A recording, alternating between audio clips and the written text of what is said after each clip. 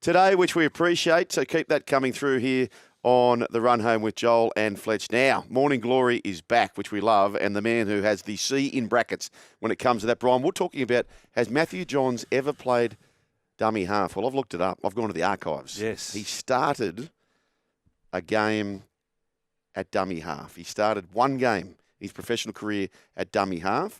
Adam McDougall was on the wing. Andrew Johns was a 7. Tony Butterfield was up front. And I want Matthew Johns, to tell us the game of which he started the match at dummy half.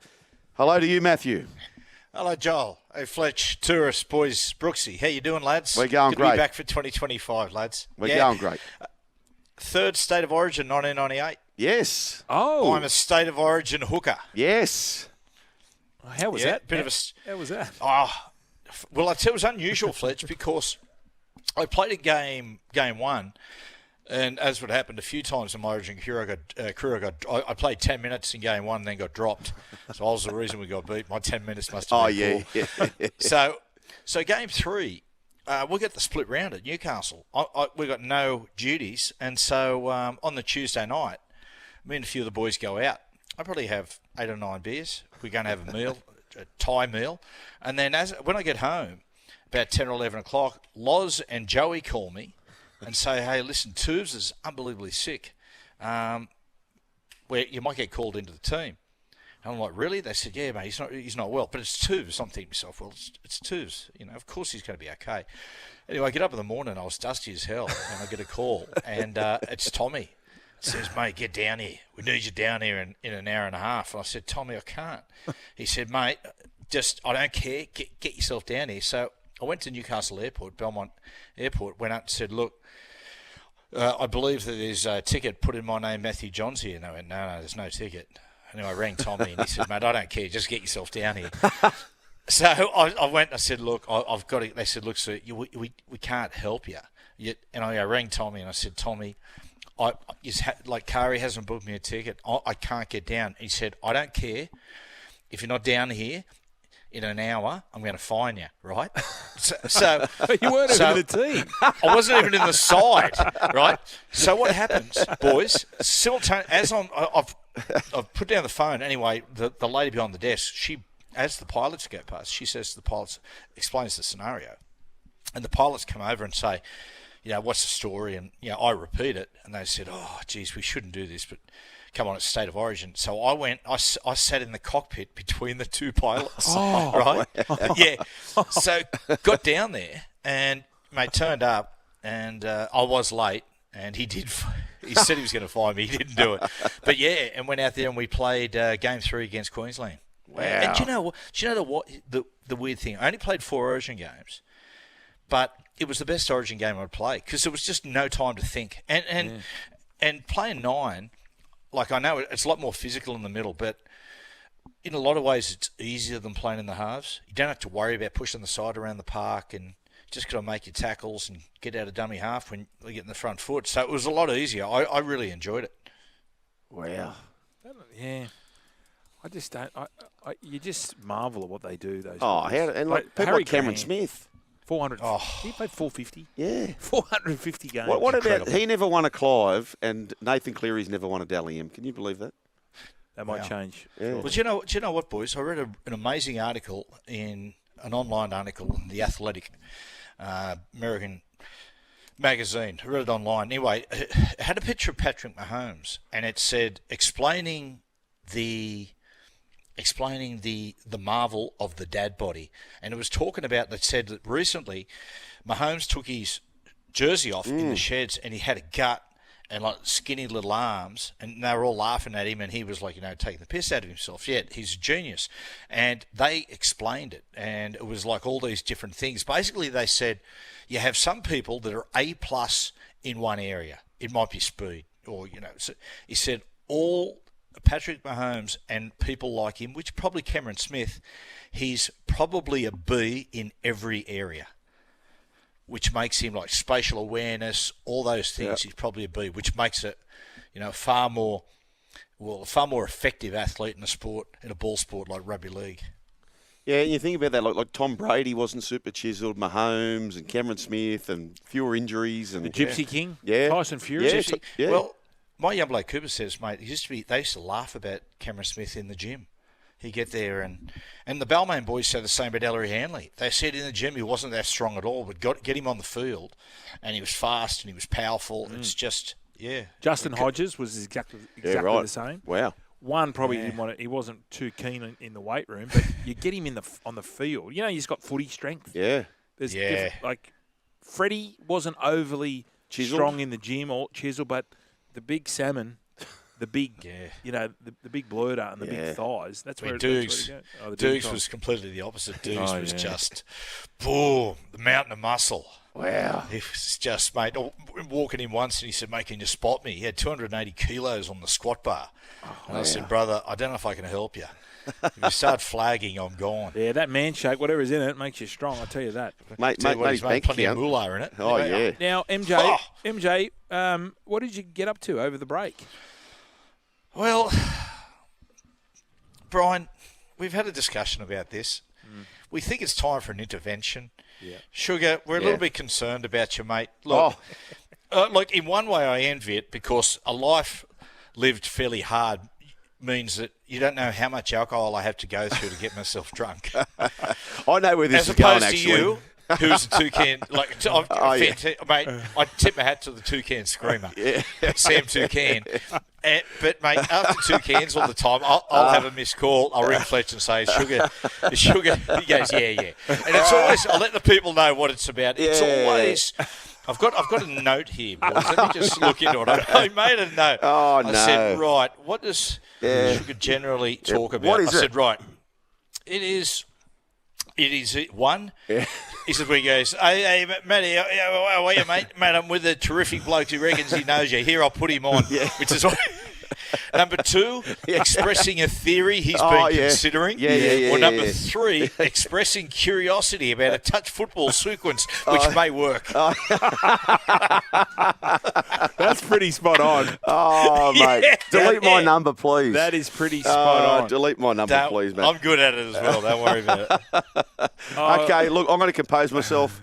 Carnival keeps coming in to give me a back rub. Now, we're talking in the break about our favourite things over the summer. And, Matty, we spoke about, just before we had to come back on air, about this bloke who had the hide, the temerity, the audacity and the gall. Sam Konstas debuts on Boxing Day. We win the toss. We go into bat. Boomer's charging down. He's ramping him. Like, I don't think we've seen anything like that in rugby league, have we? No, it was... I'm just trying to think. Yeah, it's been maybe Benji when he first came in. Oh, yeah. But it was incredible. Like, we had... my young bloke Cooper and I on backstage, we interviewed Mitchell Stark a few weeks ago and I asked him about Sam, and he was like, mate, I've never come across a young fella with so much confidence. He said the morning of, he said, just remember this, it's his debut test, you're playing against India, and it's Boxing Day. Like it's as big as it gets at the MCG. He said it's as big as it gets in cricket. And he said, we're warming up. He said, myself and Steve Smith, and we look over, and we walk over to him and say, mate, how you feeling, Sam? You okay? And he goes, yeah, boys, I don't know. Like, when should I start to feel nervous? No. That's what he said. And he said he went in there and he said, all the boys... I said, what was it like? What was the reaction to the team when he starts doing all those trick shots? He said everyone was just in disbelief, just going, what's he doing? And Steve Smith just goes, mate, that's it. He said, I'm retiring. He said, I'm too old for this. Yeah. It was.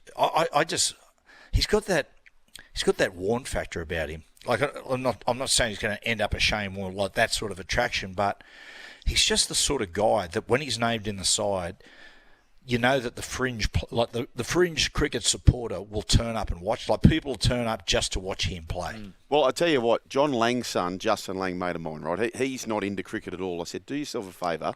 They're putting this young kid in. He's debuting.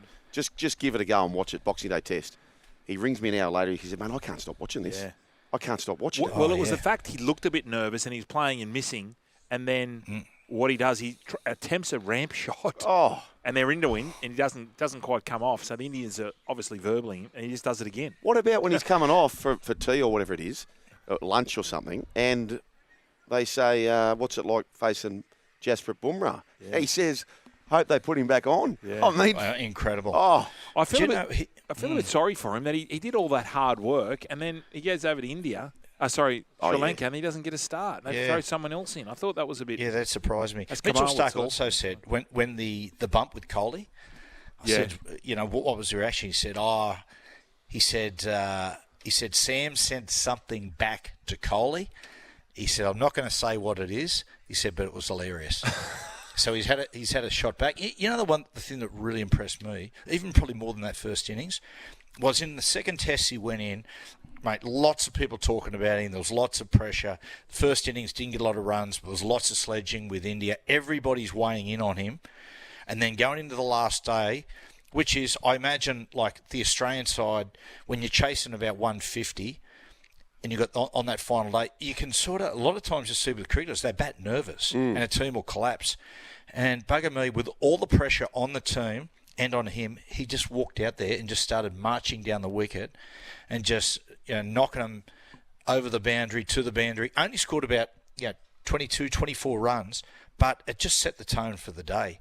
It's just, I just love his attitude to the game. Fascinated, Brian, to see how that story finishes. Like, does he finish as one of the greats? Does it all end in tears? It could easily go one of two ways. Either way, yeah. Well, he's certainly, I mean, we talked about the followers. So he went from like 1,500 followers to over 100 grand. Like the Indian kids were, or the Indian supporters, they were taking his side. Yes. Like a lot of them were saying, Coley, you know better than that. Yep. Anyway. Yeah, I wonder, like so what we see with rugby league a little bit. Like rugby league's very tribal, but I found about 10 years ago there was a little shift with the younger supporters. They were actually supporting, and it's a bit like American sport, I suppose, too, supporting the individual just as much, or maybe even sometimes more than the team. Like follow the individual around. Like you imagine if Mahomes went from Kansas City to the New York Jets, how many people would transfer across and suddenly, like a place like Australia and whatnot, just go straight away being a Jets fan.